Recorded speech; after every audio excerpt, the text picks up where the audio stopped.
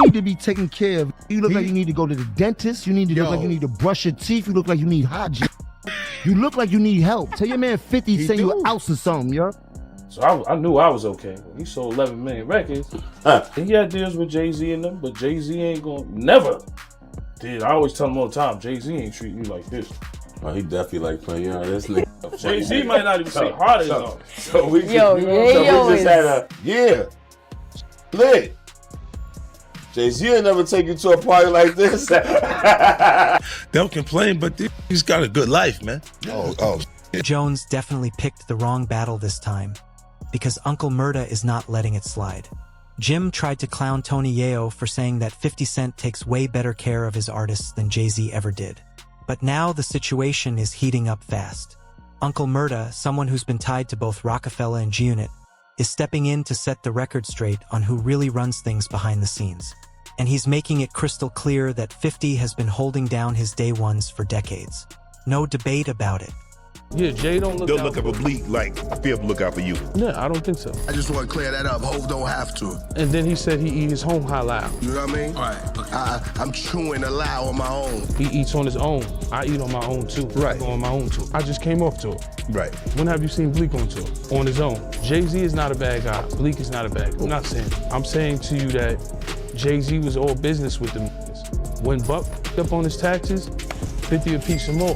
When Prodigy bought a house and needed more money, 50 a piece or more. Prodigy are paying back. The thing with 50 is, it was business and we was friends. I don't feel like Bleak was Jay-Z's friend. On the flip side, Jay-Z's loyalty seems to come with a time limit.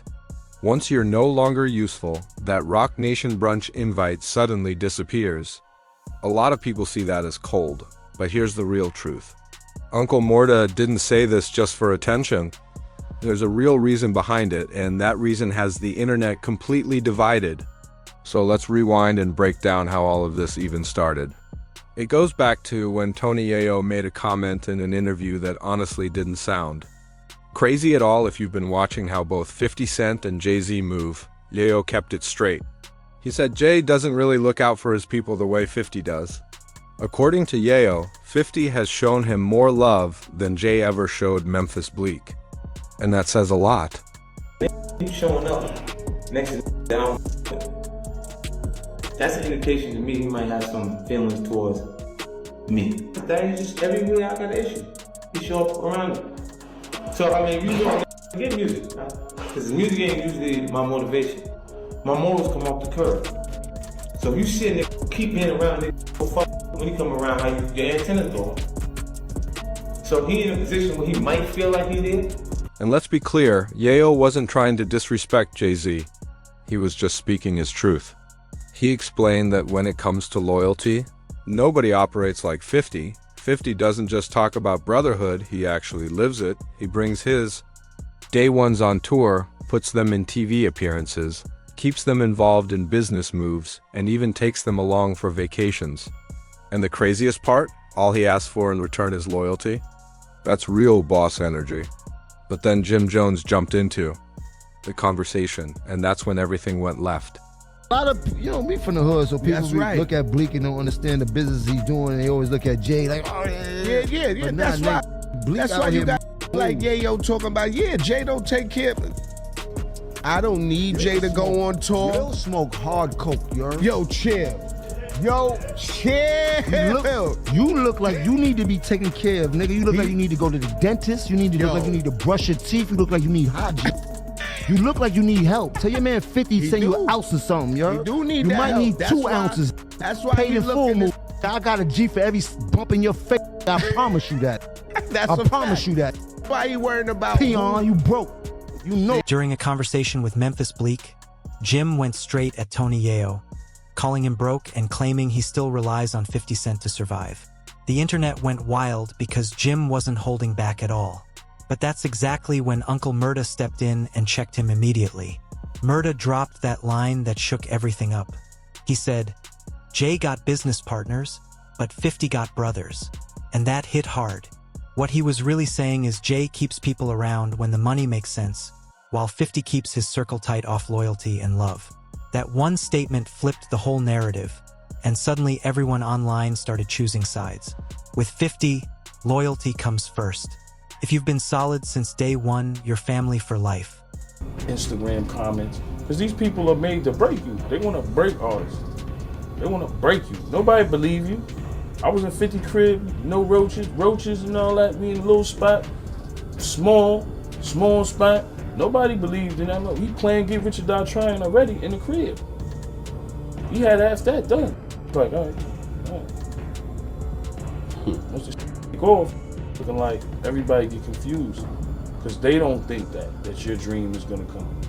But you gotta, you know what I mean? That's why I respect him, because we had more of an assist. We had 50 Cent. So I knew I was okay. We sold 11 million records. Even motherfucker, he had deals with Jay-Z and them, but Jay-Z ain't gonna never. Dude, I always tell him all the time, Jay-Z ain't treat me like this. Oh, he definitely like playing, you know, this. Jay-Z might not even say hard as all. So we just, the party we was just at in Miami with the Kardashians, Serena Williams and everybody. We just finished performing. Great time, right? First thing my man here want to say, yeah, lit. Jay-Z will never take you to a party like this. You might get invited. Nah, I don't get invited to the brunch. In a recent interview with Uncle Murda and Tony Yayo, both of them made one thing very clear. Jay-Z never showed Murda the kind of support that 50 Cent did. And according to Yayo, there's a simple reason for that. 50 never forgot who stood by him when he had nothing. The same people who were there during the struggle stayed loyal, and 50 has been paying that loyalty back ever since. That's why his circle has stayed tight for decades. No fake vibes, no switching up. But here's where it gets interesting. The internet is completely divided on this. Some people are saying Jim Jones has a point and that Yayo is just riding 50's success, while others are defending Jay-Z. They argue that just because Jay doesn't put his generosity on display like 50 does doesn't mean he's not looking out for his people behind the scenes. Still, no matter how you slice it, way more people online are annoyed that Jim Jones even inserted himself just to clown Yayo, especially when the situation didn't involve him at all. He was just like tight with his money. Eminem, tight with his money, so you learn to kind of save instead of spending. 50 encourages, yo, you get money, go get a house. That's like Uncle Murda, he's down with us now. He was signed to Jay-Z, he got his first house being down with us. Right. He gave me my first Jacob watch and 50 said, yo, don't forget, blow your head off for it. See, 50 was ahead of his time. That's what people... And the fans didn't hold back either. One comment said, Jim Jones talking tough like he didn't freeze up when somebody put hands on him. Another wrote, everybody knows Jimmy be doing the most just to stay relevant. The internet was absolutely ruthless with those reactions. But let's circle back to what Uncle Murda really meant when he said, Jay got business partners, but 50 got brothers. That wasn't just a clever line. Came straight from lived experience. Murda's run with Rockefeller didn't last long. After only a year, he left the label to sign with 50 Cent, and that decision spoke volumes. He saw firsthand how 50 moves behind the scenes. No fake loyalty, no empty promises. 50 stays solid with the people who stayed solid with him, always making sure his crew eats. That's the kind of loyalty money can't buy, and Murda himself is proof of that. Relationship like with Jay-Z, who were you to him?